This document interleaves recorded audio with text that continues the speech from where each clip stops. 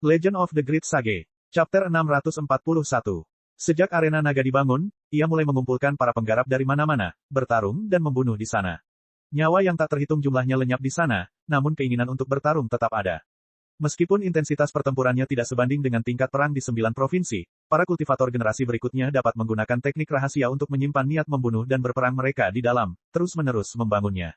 Proses ini relatif lambat, tetapi setelah mencapai level tertentu, proses tersebut akan berubah secara kualitatif, mengubah arena naga menjadi lapangan Asura. Dragon Arena bukan lagi sekadar mainan besar dan mahal. Sebaliknya, itu adalah harta karun misterius yang dapat terhubung dengan alam Asura dan memiliki berbagai kekuatan. Inilah alasan mengapa klan kekaisaran di Provinsi Naga terus-menerus membangun arena naga. Segala bentuk hiburan bukan sekadar hiburan. Jenderal besar dari Provinsi Hijau, Wang Wugeng, memiliki lapangan Asura seperti itu. Murid-murid paling menonjol dari sekolah militer Provinsi Hijau semuanya pernah marah di sana sebelumnya. Hanya prajurit yang paling ulet yang bisa melewati cobaan tersebut. Namun, metode untuk menyempurnakan lapangan Asura adalah rahasia yang tidak dapat disebarluaskan kepada siapapun. Hanya Gu Yanying dan Si Bao yang memiliki gambaran kasar tentang hal itu. Adapun cara mengoperasikannya dan formasi serta prasasti apa yang digunakan, mereka tidak tahu sama sekali. Kak, si King ini sangat kejam. Dia ingin menggunakan komunitas budidaya seluruh komando Ruyi untuk memenuhi ambisinya. Haruskah kita menghentikannya? Si Bao diam-diam bertanya pada Gu Yanying.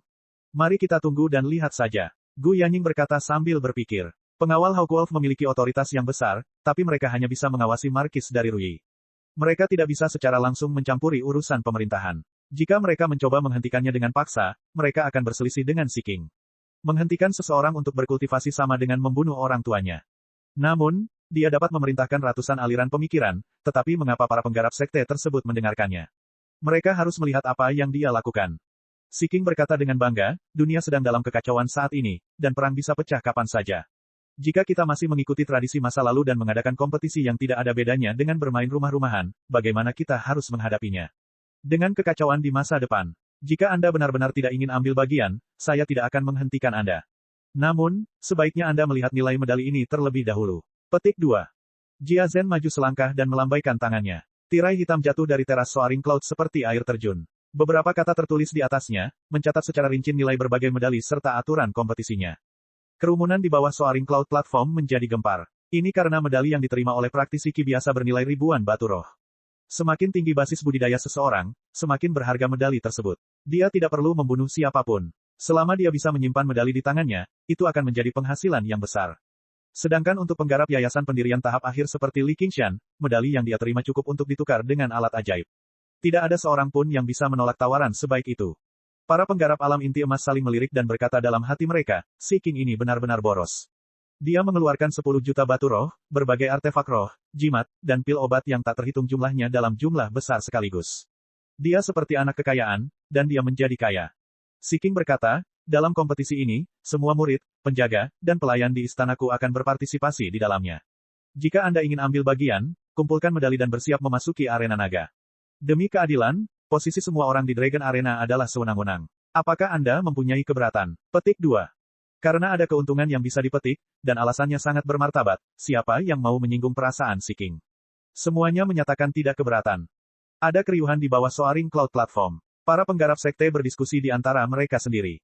Kakak senior, haruskah kita ambil bagian? Tentu saja, aku akan bersembunyi segera setelah aku masuk. Dragon Arena sangat besar, sungguh tidak berguna. Aku ingin memenangkan beberapa medali lagi dan menukarnya dengan pil roh sejati sehingga aku bisa menerobos ke yayasan pendirian. Bagaimana kami bisa dibandingkan denganmu, kakak senior pertama? Pokoknya, kalau kamu benar-benar tidak bisa menang, serahkan saja medalimu. Lagi pula, kamu tidak akan kehilangan apapun. Hasilnya, sebagian besar penggarap mendaftar dan mengumpulkan medalinya. Adapun para penggarap dari 100 aliran pemikiran di 9 prefektur, mereka jelas harus mendengarkan perintah markis dari Ruyi. Mereka harus mengambil bagian, tetapi mereka semua tampak sangat tertarik. Setelah masa damai yang lama, suasana damai dari pertandingan eksibisi 9 prefektur secara alami membuat sebagian besar kultivator percaya bahwa kompetisi final ini hanyalah sebuah permainan yang telah disiapkan oleh Pangeran Si King agar semua orang ikut serta untuk memenangkan hati mereka. Gu Yanying menggelengkan kepalanya dengan lembut. Dia tahu ini adalah sesuatu yang harus terjadi. Si King telah berusaha sekuat tenaga, mengeluarkan sejumlah besar sumber daya, dan mendapatkan pengakuan dari para kultivator. Yang satu bersedia berjuang, sementara yang lain bersedia bertahan. Pertarungan sengit seperti ini selalu menjadi tradisi di Provinsi Naga. Bahkan jika hal itu dilaporkan ke Istana Kekaisaran, mereka hanya akan memuji tindakan si King, bukan menegurnya. Li Qingshan mengangkat kepalanya dan dengan cermat membaca kata-kata di tirai hitam. Ini mencatat mode pengoperasian Dragon Arena, serta beberapa aturan sederhana. Ada total 41 bidang di Dragon Arena, dan semuanya telah diaktifkan. Terbang ke segala arah akan memungkinkan seseorang memasuki bidang lain. Ini setara dengan lebar beberapa ratus kilometer. Itu adalah area yang cukup luas. Namun, untuk mencegah beberapa orang menghindari pertempuran secara pasif, beberapa ladang akan hilang setiap hari, dan para penggarap di dalamnya akan dipindahkan ke ladang terdekat. Setelah kehilangan medali, mereka masih harus menunggu 10 hari hingga kompetisi berakhir sebelum mereka dapat meninggalkan Dragon Arena. Hal ini untuk memberikan kesempatan kepada para penggarap yang kehilangan medali untuk mendapatkan medali lainnya. Segalanya tampak sangat masuk akal, tetapi alis Li Qingshan perlahan berkerut. Samar-samar dia bisa mencium bau darah yang menyengat. Si King pasti ingin menggunakan kesempatan ini untuk menghabisiku. Mereka telah mengirimkan semua murid dan pengikutnya. Tidak kurang dari 20 penggarap yayasan pendirian, dan mereka pasti telah menyiapkan banyak teknik ampuh untuk memberikan pukulan fatal kepada saya. Han Qiongzi berkata, Qingshan, kamu harus berhati-hati. Komandan Gu baru saja memerintahkan semua penjaga serigala putih untuk terus menjaga ketertiban. Alis Li Qingshan terangkat. Dia tersenyum. Jangan khawatir, kita mungkin harus melakukan pembunuhan besar-besaran kali ini. Qingshan, ayo buat rencana. Liu Changqing tegas. Setelah melalui baptisan perang, dia tidak berani gegabah dalam pertempuran apapun.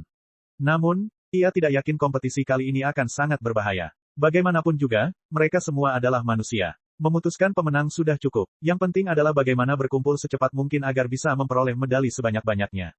Setelah serangkaian diskusi, gong kembali berbunyi, dan kompetisi final secara resmi dimulai. Semua orang memasuki arena naga. Sebelum Li Qingshan memasuki arena naga, Chu Danxing tiba-tiba bergegas mendekat dan memberikan sebuah gulungan kepadanya. Kamu menyelesaikannya begitu cepat, Li Qingshan berkata dengan terkejut, tetapi dia melihat wajah Chu Danxing pucat seolah-olah dia benar-benar kehabisan tenaga. Awalnya, aku ingin memberikannya kepadamu setelah aku kembali, tapi mungkin kali ini akan berbahaya. Sempurnakan lagi setelah kamu masuk. Kaligrafi 3 absolut ini pasti akan berguna. Selama sebulan terakhir, Chu Danxing telah memperbaiki kaligrafi 3 absolut di kamarnya selain dari kompetisi antar sekolah seni lukis. Dia telah menggunakan banyak jade Blood of Vermilion miliknya dan memperoleh pemahaman yang lebih dalam tentang kekuatannya. Chapter 642. Angin dan salju menerpa wajahnya, dan Li Qingshan muncul di gunung beku entah dari mana. Salju menutupi segalanya sejauh mata memandang, melayang turun seperti bulu. Gunung itu kebetulan merupakan pusat medan perang, sehingga memiliki bidang pandang yang sangat terbuka. Li Qingshan menatap sekeliling dan melihat bintik hitam muncul di tanah bersalju di kejauhan. Ada sekitar 200 orang, dan ada beberapa penggarap yayasan pendirian di antara mereka. Meskipun mereka semua menyembunyikan auranya, mereka tidak bisa menipu indera Li Qingshan. Namun, dia tidak mengenali satupun dari mereka. Mereka tersebar lebih padat dari yang kubayangkan. Area seluas beberapa puluh kilometer memang merupakan area yang sangat luas bagi manusia, namun bagi para kultivator, area tersebut tidak terlihat terlalu besar. Bahkan praktisi Qi akan membutuhkan waktu kurang dari setengah hari untuk menjelajahi daerah tersebut, apalagi para penggarap yayasan pendirian.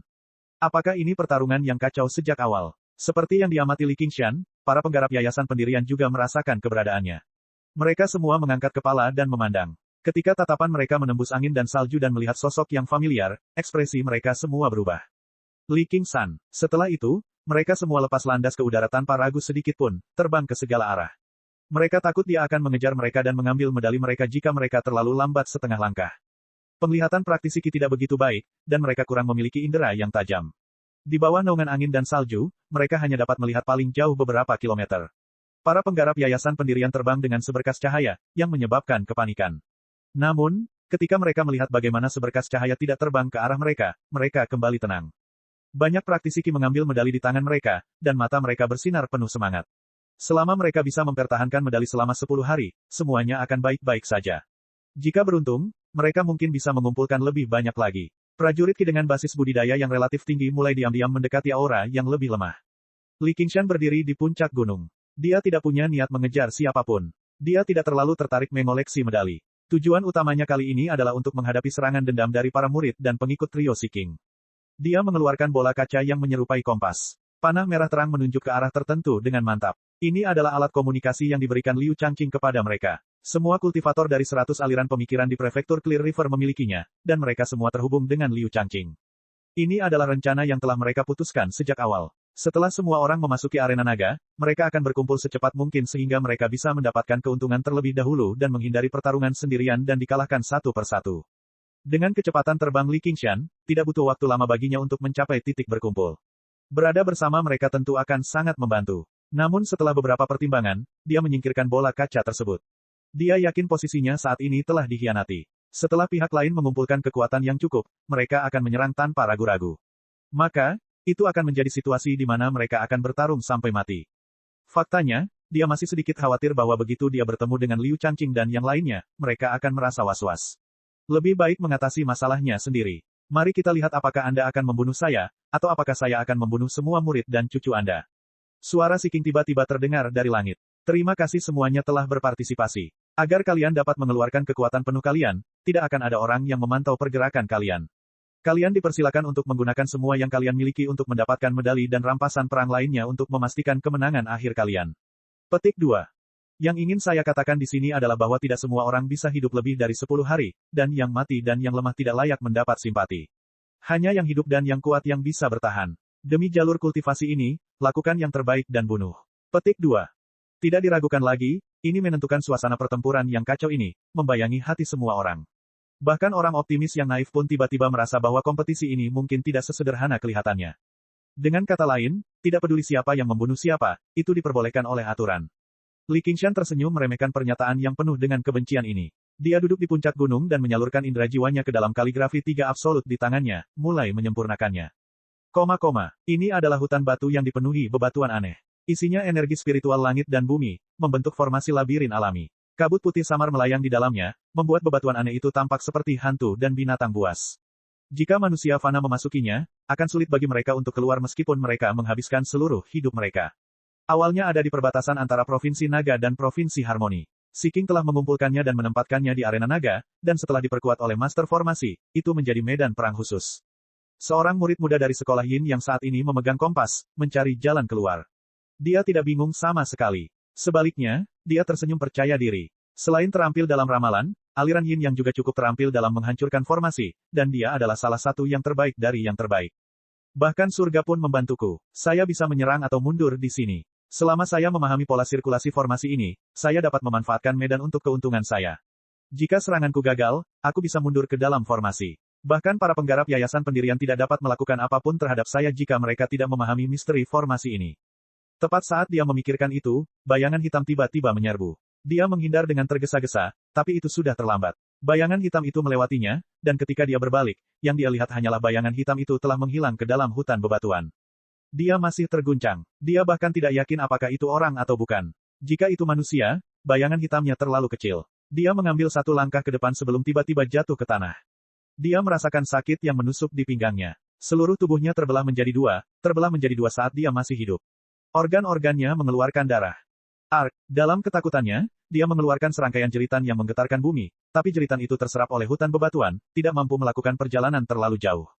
Dia akhirnya tenang setelah mengalami banyak kesulitan. Bahkan sebelum dia sempat memikirkan apakah itu perbuatan bayangan hitam itu, dia segera pergi mengambil beberapa pil penyembuh.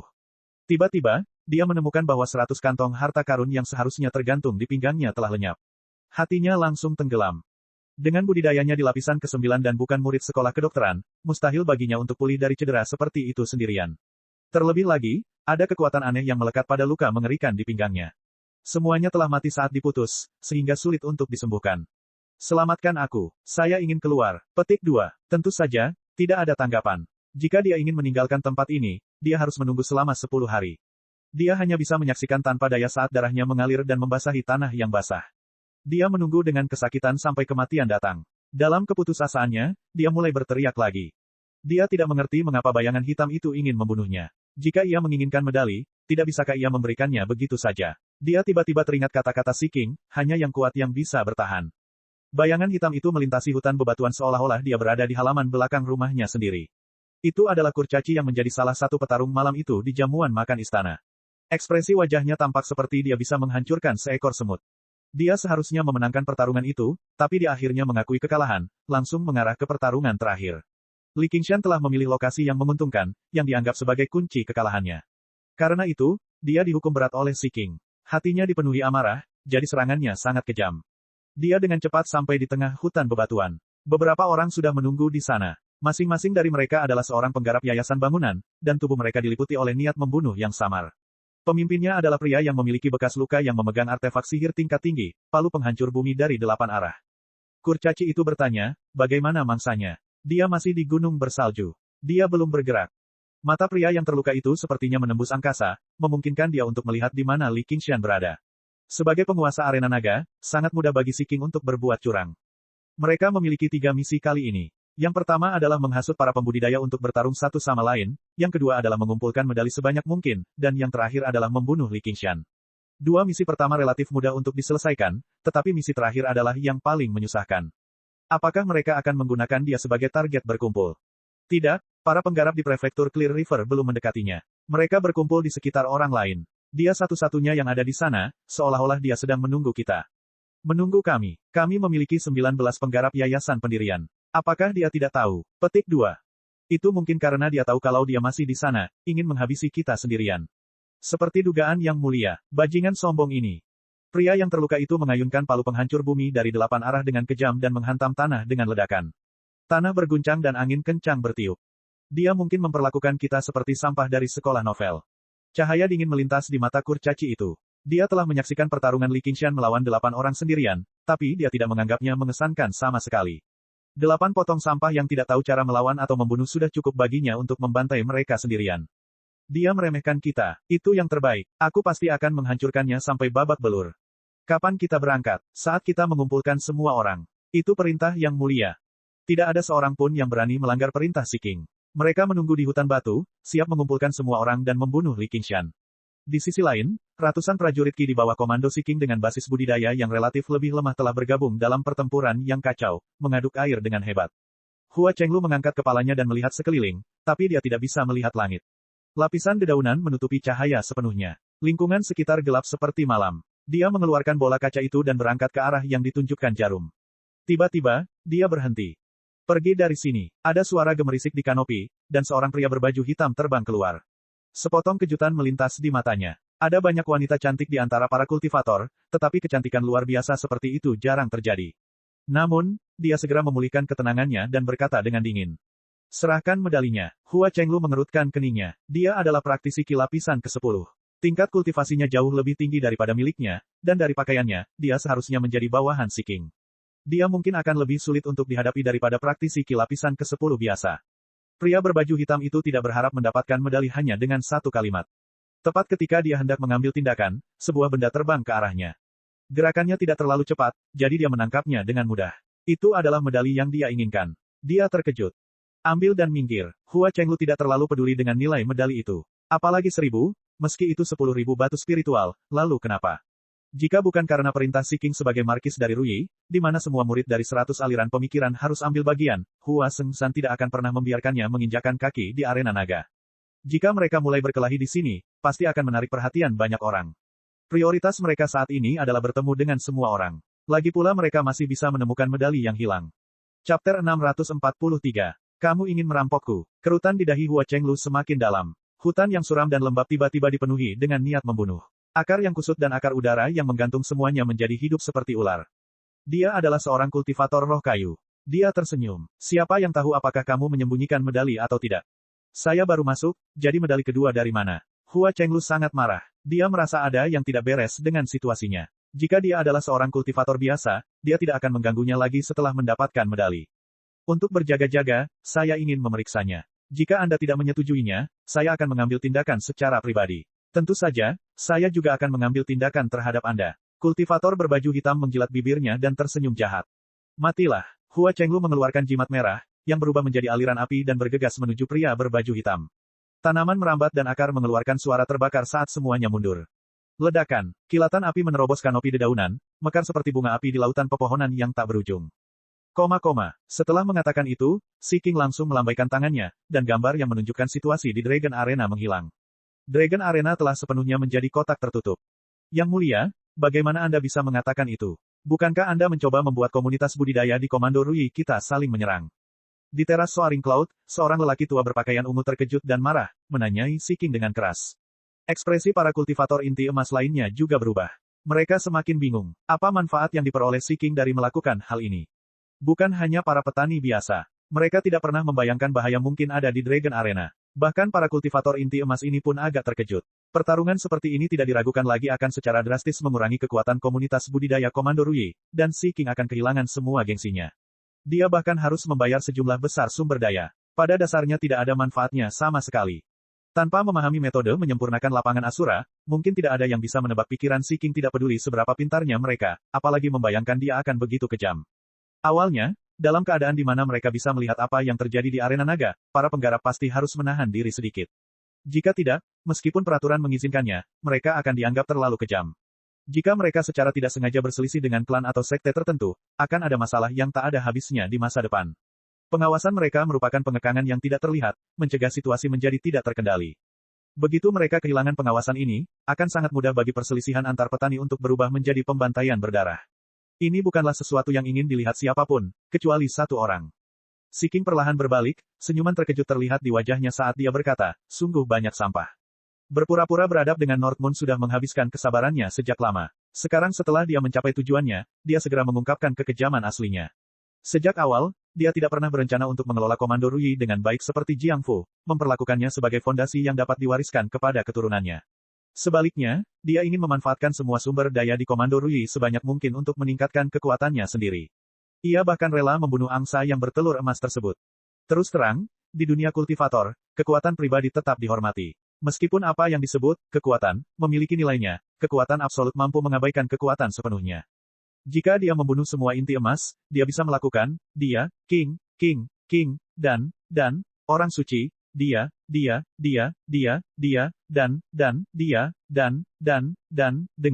dia. Apa katamu? Penggarap yang mampu berkultivasi kerana inti emas semuanya sangat berbakat. Untuk mencapai langkah ini di tengah segala macam pujian, kata, sampah, terlalu jauh dan asing. Si King melambaikan tangannya. Aku membantumu melatih murid-muridmu, namun kamu terus-terusan melontarkan omong kosong yang tidak jelas. Jika kamu bukan sampah, lalu siapa kamu? Si King, kamu adalah seorang pangeran yang perkasa, namun kamu telah menghina kami seperti ini. Apakah kamu masih ingin terus menjadi markis dari Ruyi? Buka arena naga dan keluarkan semua murid kami.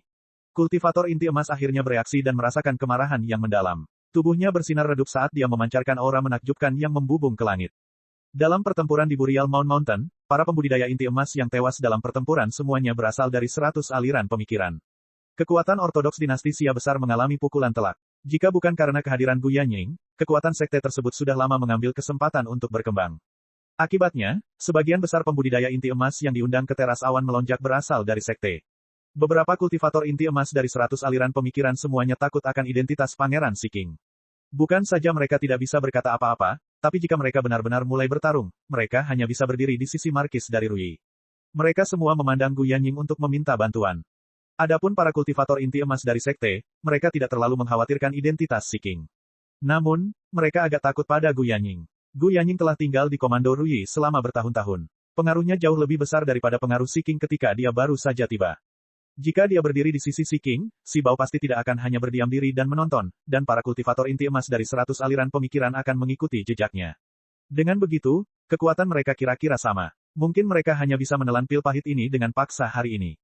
Bagi Si King, sikap Gu Yanying sangatlah penting. Untuk sesaat, tatapan semua orang tertuju pada Gu Yanying. Jika Aking ingin mengambil jalannya sendiri, bagaimana aku bisa menghentikannya? Gu Yanying melangkah keluar dan tiba di teras, menghindari masalah itu. Si Bao jelas mengikuti dari belakang. Meskipun cara dia menyebutnya sebagai Aking membuat Si King sedikit mengernyit, dia sedikit tenang ketika dia tidak terlibat. Masalah terbesar telah diatasi. Pemandangan di sini cukup bagus. Kenapa kamu tidak datang dan melihatnya? Gu Yanying kemudian berbalik dan memanggil para penggarap inti emas dari 100 aliran pemikiran. Mereka semua menghela nafas lega dan membungkuk ke arah Si King dengan dingin tapi sopan sebelum tiba di samping Gu Yanying. Meskipun mereka mau tidak mau mengakui identitas Si King, tidak satupun dari mereka yang setuju dengannya dari lubuk hati yang paling dalam. Para penggarap sekte semuanya gusar. Benar saja, Gu Yanying tidak ada di sisinya. Sama seperti itu, hanya ada 3 lawan, tapi semuanya berasal dari Provinsi Naga. Mereka tidak bisa diremehkan, dan identitas sang pangeran juga agak merepotkan. Hei, kenapa kalian berdua tidak ke sini? Gu Yanying berkata lagi. Dia sebenarnya mengacu pada Jia Zhen dan Edan. Sesuai perintahmu, Komandan. Jia Zhen melambaikan kipas bulu hitamnya dan tersenyum. Dia benar-benar menyingkirkan Si King dan melangkah keluar. Edan mengikuti dari belakang dengan tangan di sisinya. Dia melirik kembali ke arah para penggarap sekte dan terkikik dengan kejam. Begitu saja, hanya Si King yang tersisa. Menghadapi para penggarap inti emas, mereka saling memandang. Mereka tidak tahu apa yang Si King coba lakukan. Yanying paling mengenalku. Si King memuji dengan keras. Wajahnya tenggelam. Kamu sudah makan dan minum berhari-hari, menonton pertandingan membosankan ini. Kamu pasti muak. Apa maksudmu? Anda ingin kami melawan Anda satu persatu. Jangan pernah memikirkannya. Tak satu pun dari mereka yang idiot. Si King berada di puncak alam inti emas, dan dia mempraktikkan metode budidaya keluarga kekaisaran. Dalam pertarungan 1 lawan 1, mungkin tidak ada seorang pun yang menjadi lawannya. Aku tidak punya waktu untuk melawan sampah satu persatu. Ayo serang aku bersama-sama. Anda hanya menjadikan saya sebagai lawan Anda. Anda takut pada bulan utara karena dia mengalahkan sekelompok komandan Daemon. Mulai hari ini dan seterusnya, kamu juga akan takut padaku. Petik 2. Gairah membara memenuhi mata si King. Tak satu pun dari pertempuran yang dia saksikan dapat dibandingkan dengan kegembiraan karena ikut serta secara pribadi. Chapter 644. Para pembudidaya inti emas menggunakan segala macam metode. Beberapa mengaktifkan 9 bendera kecil, membentuk formasi besar yang menyelimuti kepala si King. Beberapa dari mereka merapal mantra, berubah menjadi batu besar yang menghantam si King. Beberapa orang mengubah kesadaran ilahi mereka menjadi penusuk baja, langsung menyerang pikiran si King. Banyak pedang terbang berubah menjadi seberkas cahaya tajam yang menyerupai kilat, meliuk di langit dan menutup metode menghindar si King. Tanpa latihan apapun, koordinasi mereka sempurna. Mereka bertekad untuk memberi pelajaran pada si King. Raungan naga terdengar tak henti-hentinya dari langit. Si King berubah menjadi naga hitam yang panjangnya beberapa puluh zang, lengkap dengan sisik dan cakar. Dia menerobos formasi dan lapisan cahaya, berlari kencang di langit di atas kota. Dengan ayunan ekor naga hitam, dia mengirim seorang kultivator inti emas terbang. Gu Yanying berkata, saya tidak menyangka dia telah mengembangkan kitab suci naga kaisar hitam hingga tingkat seperti itu. Tidak heran dia berada di peringkat ke-11.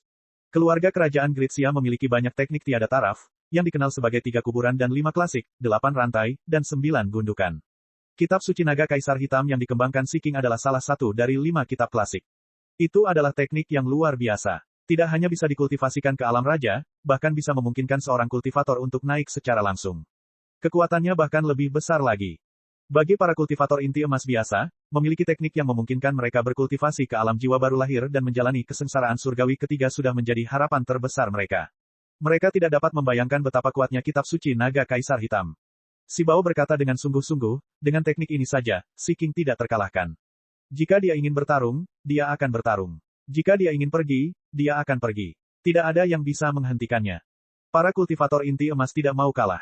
Mereka menggunakan kartu truf mereka, gerakan kuat yang dapat membelah gunung dan memutus sungai, meledakkannya ke arah naga hitam. Sosok besar naga hitam itu tiba-tiba menyusut menjadi hanya beberapa kaki panjangnya, menghindari sebagian besar serangan. Transformasi naga bisa muncul atau bersembunyi, bisa besar atau kecil. Jika berukuran besar, ia bisa mengeluarkan kabut, ketika kecil, ia bisa menyembunyikan bentuknya. Legenda mengatakan bahwa ketika teknik ini dikembangkan secara ekstrim, teknik ini dapat menyusut hingga seukuran biji sesawi, memungkinkannya melewati air, api, gunung, dan bebatuan tanpa terluka atau terhalang. Tingkat kultivasi si King belum mencapai tingkat itu, jadi dia tidak bisa menghindari beberapa serangan. Namun, mereka tidak dapat menembus lapisan sisik hitamnya.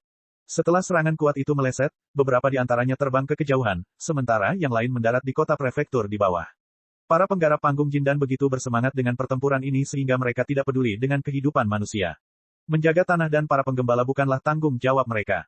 Bisa dibayangkan bahwa setelah pertempuran besar, selain rumah markis yang dilindungi oleh susunan, kota yang berkembang ini akan menjadi gurun pasir. Dari jutaan makhluk hidup, tidak satu pun dari 10 yang dapat bertahan hidup. Ketika makhluk abadi bertempur, manusia menderita. Gu Yanying bersandar di pagar dan melihat sinar cahaya yang berisi kekuatan mengerikan yang turun dari langit seperti meteor. Bayangan hitam tiba-tiba melintas di atas mereka. Arena naga tiba-tiba bangkit dan membengkak karena angin. Itu seperti sebuah pulau besar yang mengambang di langit. Di saat yang sama, itu seperti payung pelindung besar yang menyerap semua serangan. Rencana yang bagus. Gu Yanying tersenyum. Arena naga tidak hanya menyerap serangan, tetapi juga menyerap gelombang niat bertarung dan niat membunuh yang dikeluarkan si King dan yang lainnya saat mereka bertarung. Ternyata, si King sengaja membuat mereka marah secara verbal agar dia bisa melawan mereka sendirian. Ini juga merupakan bagian dari rencana. Jika dia bekerja dengan Edan dan Jia Zhen, menyapu bersih para kultivator inti emas ini akan terlalu mudah. Hal ini malah akan merugikan penyempurnaan lapangan Asura. Gu Yanying memutar alisnya. Tatapan tajamnya menembus penghalang dan melihat objek yang lebih gelap lagi tersembunyi di gang yang suram. Itu mengeluarkan aura sedingin es dan mematikan. Jika bukan karena seekor tikus mendekati kegelapan dan mati di tempat, dia hampir melewatkannya juga. Dia di sini juga, Ledakan api membuka ruang kosong dan hangus di hutan lebat dengan akar-akar yang terjalin dan kanopi-kanopi yang terjalin, sementara pria berbaju hitam telah lenyap sama sekali. Sinar matahari yang cerah menyinari dari atas, dan kelembapannya juga disebarkan oleh angin yang bertiup kencang. Cabang-cabang kering yang masih terbakar tumbang ke tanah. Dalam pertarungan antara praktisi Qi, 1 jimat merah sudah cukup untuk menentukan hasilnya. Anjing yang baik tidak menghalangi jalan. Jangan berpikir aku takut membunuhmu hanya karena kamu adalah anjing bagi seorang pangeran. Fiuh, Aku tidak bisa lama-lama di sini. Lebih baik aku cepat pergi. Petik 2. Tepat ketika Hua Chenglu hendak melanjutkan perjalanannya, dia tiba-tiba merasakan kakinya gemetar. Akar yang bahkan lebih padat dan lebih rumit dari darah manusia tiba-tiba keluar dari dalam bumi. Mereka menggeliat seperti ribuan serangga dan ular, membungkusnya dan mengikatnya dengan kuat. Di tanah yang hangus, pria berbaju hitam melompat keluar dengan tanah dan batu di tangannya. Meskipun dia tertutup debu dan dalam kondisi yang agak mengerikan, dia jelas tidak terluka. Saat Hua Chenglu menggunakan jimat merah, dia juga menggunakan jimat perendaman bumi, menggali jauh ke dalam tanah dan menghindari sebagian besar kerusakan. Meskipun itu hanya jimat kuning bermutu tinggi, dan dia harus menemukan cara untuk menggalinya dari tanah setelah menggunakannya, jimat itu memiliki efek ajaib pada saat yang genting. Dia masih terguncang di dalam. Dia tidak pernah mengira Hua Chenglu akan begitu kejam di usia semuda itu, dan dia langsung menggunakan jimat merah. Baru saja, jika dia sedikit lebih lambat, dia akan hancur berkeping-keping. Kekejaman memenuhi wajahnya. Jika aku membiarkanmu mati dengan mudah, maka aku bukan laki-laki. Hua Chenglu berjuang sekuat tenaga, namun mustahil baginya untuk melepaskan diri. Tangannya terjerat erat oleh akar, mencegahnya meraih 100 kantong harta karunnya. Dia seperti kupu-kupu cantik yang terjebak di jaring laba-laba. Pria berbaju hitam itu maju selangkah. Tiba-tiba, dia mendengar peluit keras di langit, tiba-tiba mendekat. Dia mengangkat kepalanya karena terkejut. Li Qingshan mengirimkan perasaan jiwanya jauh ke dalam kaligrafi 3 absolut dan melihat pemandangan menakjubkan yang belum pernah dia lihat sebelumnya. Garis dan garis melayang di udara seperti bintang. Dia telah menyempurnakan banyak artefak misterius sebelumnya, tapi ini adalah pertama kalinya dia menemukan sesuatu seperti ini. Kaligrafi 3 absolut sebenarnya bukanlah artefak misterius biasa. Itu layak untuk dinantikan. Di tebing bersalju, saat ia menyalurkan ki spiritual ke dalam kaligrafi 3 absolut, ia bersinar dengan cahaya yang cemerlang, menjadi semakin terang. Di bawah gunung bersalju, praktisi ki terjebak dalam perjuangan sengit. Bilah dan pedang saling berbenturan saat mereka bertarung dengan sengit. Bahkan jika seseorang memperhatikan cahaya redup di puncak gunung bersalju, mereka tidak akan bisa memperhatikannya saat ini. Pertarungan seperti ini terjadi di seluruh Dragon Arena. Namun, kata-kata Si King telah membuat mereka gempar, namun mereka tidak langsung terlibat dalam pertempuran sampai mati seperti yang diharapkan Si King. Mereka semua menahan diri saat menyerang. Setelah menentukan pemenang, mereka akan berkata, "Saya mengagumimu," dan mereka akan berkata, "Terima kasih karena bersikap lunak terhadap saya." Terlepas dari apakah mereka marah atau tidak, mereka tetap mempertahankan prinsip komunitas budidaya di permukaan. Faktanya, banyak penggarap yayasan pendirian menolak untuk melawan praktisi ki dari sekte atau sekolah lain karena mempertimbangkan status mereka. Bahkan jika mereka bertarung, mereka hanya akan mengambil medalinya. Mereka tidak akan pernah merampok atau membunuh lagi. Kelambanan yang ditinggalkan oleh kedamaian selama beberapa ribu tahun tidak dapat dipatahkan hanya dengan beberapa kata dari satu orang. Si King sepertinya salah perhitungan dalam aspek ini. Bagaimanapun juga, ini bukanlah provinsi naga. Tidak ada suasana pertempuran berdarah. Penggarap tidak sepenuhnya benar, tetapi mereka juga bukan penggarap setan. Benar saja, semuanya adalah sampah dari atas hingga bawah. Mereka bahkan tidak tahu apa itu haus darah dan niat membunuh, tua ini masih takut membunuhku sampai sekarang. Hanya Li Qingshan yang merupakan sesuatu. Sepertinya aku harus menggunakan gerakan itu. Si King, yang telah berubah menjadi naga hitam dan melayang di udara, hendak terlibat dalam pertempuran sengit dengan para pembudidaya inti emas, jadi dia mengalihkan perhatiannya. Di Dragon Arena, ada kilatan cahaya merah darah. Langit biru di medan perang diwarnai dengan lapisan merah darah. Warna merah darahnya sangat tipis sehingga meskipun para kultivator memusatkan perhatian mereka, mereka akan kesulitan untuk menyadari ada sesuatu yang salah. Li Qingshan tiba-tiba membuka matanya dan mengangkat kepalanya ke langit. Yang dia lihat hanyalah awan tebal dan beku serta angin dan salju yang menderu. Pada saat sebelumnya, iblis harimau yang telah ditekan oleh penyuruh dan disimpan di lautan kesadarannya mengeluarkan geraman yang dalam. Niat membunuh tanpa batas menyelimuti dirinya, tetapi niat membunuh itu terlalu tipis dan kacau. Itu tidak berasal dari sasaran tertentu, juga tidak ditujukan kepadanya. Apa yang sedang dilakukan anak itu, Si King? Memikirkan hal itu, Li Qingshan menutup matanya lagi dan mengabdikan pikirannya pada kaligrafi 3 absolut. Dia tidak berhenti menyalurkan ki spiritual selama proses ini. Kaligrafi 3 absolut itu seperti ikan paus yang menghisap air, dengan rakus menyedot ki spiritualnya hingga 30% lautan kinya kosong. Baru saja, itu berhenti. Itu bersinar dengan cahaya yang sangat cemerlang. Li Qingshan sedikit terkejut. Dia adalah seorang penggarap yayasan pendirian puncak. Ki spiritualnya melampaui para penggarap yayasan pendirian biasa, namun kaligrafi 3 absolut hanyalah artefak spiritual kelas menengah. Tidak ada waktu untuk berpikir terlalu banyak. Menurut pengalaman masa lalunya menyempurnakan kaligrafi pedang kursif, badai akan segera tiba. Benar saja, pada saat itu, semua ki spiritual diubah menjadi ki pedang tajam dari kaligrafi 3 absolut, mengalir melawan arus melalui meridiannya dan mengamuk di seluruh tubuhnya dengan liar. Pada saat yang sama, di dunia hampa di mana segala jenis guratan melayang, guratan horizontal dan vertikal tiba-tiba menjadi bulat dan penuh seperti balon berisi udara. Mereka dipenuhi dengan niat pedang yang sangat tajam dan terbang ke arahnya. Li Qingshan sepertinya melihat 5 pedang absolut abadi memegang kuasnya sebagai pedang dan mengayunkannya setelah minum. Itu hampir seperti ilusi, tapi dia yakin jika dia terkena pukulan ini, jiwanya pasti akan rusak parah. Jika dia adalah seorang penggarap yayasan pendirian biasa, mereka akan terluka parah bahkan jika mereka berhasil selamat dari serangan internal dan eksternal seperti ini. Tubuhnya gemetar dan otot-ototnya menonjol, menjadi 100 kali lebih keras dari batu. Matanya yang tertutup rapat segera berubah menjadi merah padam. Pedang Qi mengamuk di sekujur tubuhnya, tetapi tidak mampu menembus tubuh pegunungan iblis sapi itu. Itu dengan paksa dipandu ke lautan Qi-nya. Namun, mereka masih seperti ikan besar yang menimbulkan kekacauan di lautan Qi miliknya. Pedang Qi tidak hanya tidak melemah, tetapi malah menyerap lebih banyak Qi spiritual, menjadi semakin tajam. Jika dia adalah seorang penggarap yayasan pendirian biasa, yang bisa dia lakukan hanyalah menyaksikan tanpa daya ketika Qi spiritualnya terkuras hingga kering dan tubuhnya dengan paksa terkoyak oleh pedang Qi. Tapi sebelum itu, kesadarannya sudah hancur oleh niat pedang. Siapa yang mengira memurnikan artefak misterius kelas menengah akan dipenuhi dengan bahaya yang begitu mengerikan? Penyuruh menekan lautan. Li Qingshan berteriak dalam hati. Inti daemon penyuruh tenggelam ke dalam lautan Qi dan menekan semua pedang Qi. Sosok penyuruh langsung muncul di lautan kesadarannya, menghalangi semua maksud pedang. Awalnya, dia mengira itu akan sukses, tetapi kaligrafi 3 absolut tidak menunjukkan tanda-tanda penyempurnaan. Sambil berpikir, sosok iblis harimau itu melompat keluar, membuka mulutnya yang menganga dan melahap semua maksud pedangnya. Chapter 645. Saat iblis harimau menelan semua maksud pedang dalam satu tegukan, berbagai pukulan dari maksud pedang yang besar, dalam, berat, ringan, dan sebagainya terbang menuju satu titik pada saat yang sama, secara samar-samar membentuk bagian dari kaligrafi yang mencatat jalur tertinggi pedang. Namun, bahkan sebelum Li Qingshan bisa melihatnya, itu telah menghilang ke udara dalam sekejap mata. Pada akhirnya, semua pukulan itu terhubung satu sama lain seperti balok penyusun, membentuk pedang hitam. Itu mungkin memanjang dari ujung ke tengah pedang, tapi itu tidak lengkap. Cahaya pada kaligrafi 3 absolut segera mulai menghilang. Li Qingshan membuka matanya dan melihat gulungan itu tidak lagi berisi guratan-guratan yang saling bersilangan. Sebaliknya, itu membentuk pedang tidak lengkap yang sama dengan yang ada di lautan kesadarannya. Untaian pedang Qi yang sulit diatur di lautan Qi-nya secara otomatis menyatu juga. 3 pedang identik muncul di gulungan itu, di lautan kesadarannya, dan di dantiannya. Di dalamnya juga terkandung inti kaligrafi, pedang, dan lukisan. Jadi ini penampakan asli kaligrafi 3 absolut. Kaligrafi 3 absolut yang lengkap seharusnya menggambarkan sebuah pedang, tapi setelah dibelah, semua guratannya terbelah, membentuk gambar yang menakjubkan itu. Menyempurnakan kaligrafi 3 absolut pada dasarnya bahkan lebih berbahaya daripada menghadapi kultivator inti emas. Jika aku tidak mengembangkan 9 transformasi iblis dan ilahi, aku mungkin sudah mati. Li Qingshan melonggarkan penindasan penyuruh, dan pedang yang tidak lengkap di dantiannya mulai menyerap Qi spiritual secara otomatis lagi.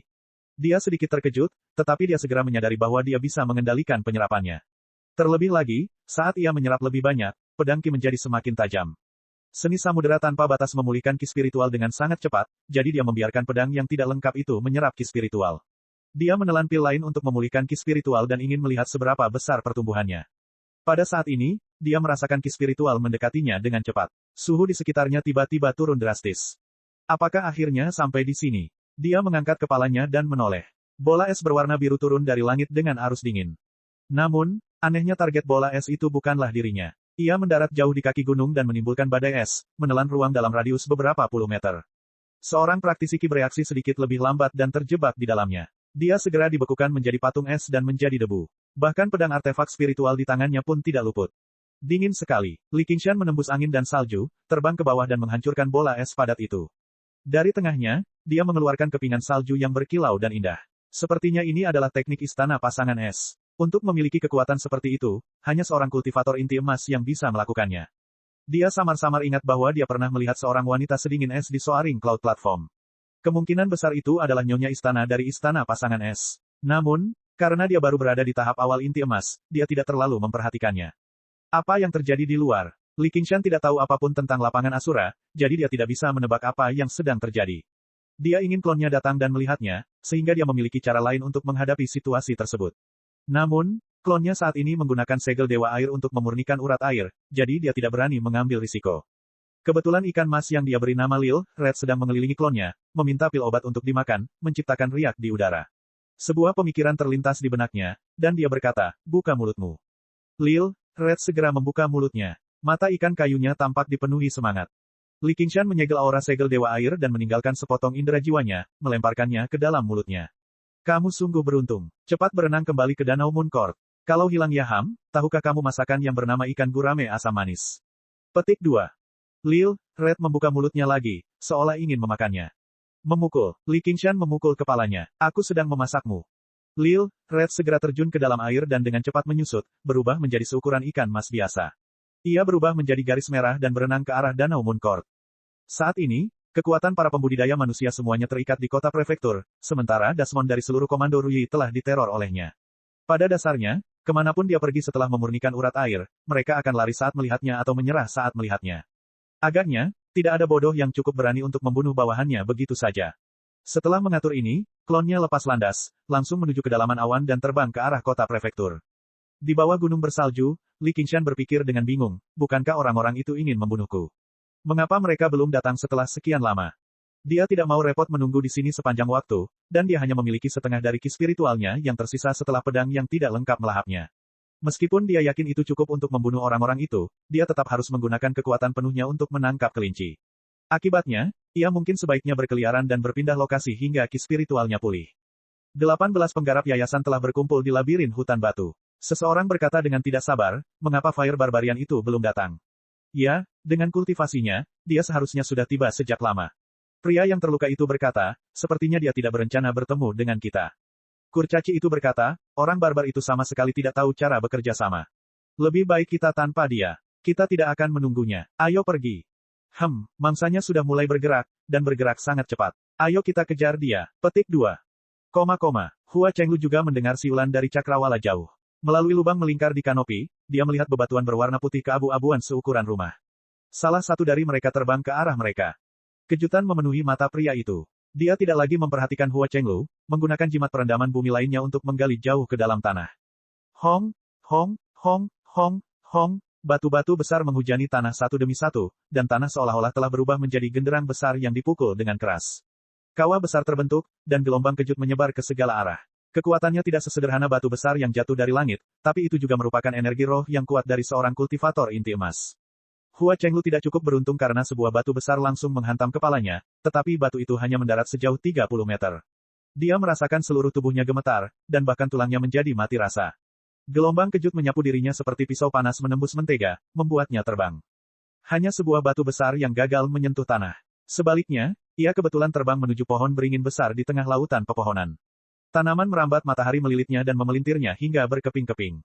Aduh, Hua Chenglu mengerang dan duduk dari tumpukan kayu yang hancur. Dia merasakan seluruh tubuhnya sakit. Dia melepas jimat pelindung di lehernya. Itu sudah hancur total. Jika bukan karena jimat pelindung diaktifkan secara otomatis pada saat kritis, dia pasti sudah hancur. Tanah di dekatnya bergerak, dan penggarap berbaju hitam merangkak keluar. Dia berbaring di tanah dan memuntahkan banyak darah. Dia telah menggunakan gerakan yang sama, tapi kali ini dia membuat kesalahan perhitungan yang besar. Jika gelombang kejut dikatakan sebagai gelombang udara alami, maka getaran yang disebabkan oleh jatuhnya batu tersebut mengandung kekuatan magis seorang kultivator tahap jindan. Dia bersembunyi di bawah tanah, sehingga organ dalamnya terguncang hingga pecah, dan dia menderita luka dalam yang sangat serius. Hua Chenglu segera merasa seluruh tubuhnya tidak lagi kesakitan. Dia melompat dari tanah dan menggunakan pisau terbang, mengayunkannya dengan kejam ke kepala pria itu. Haha, matilah, udik. Cek.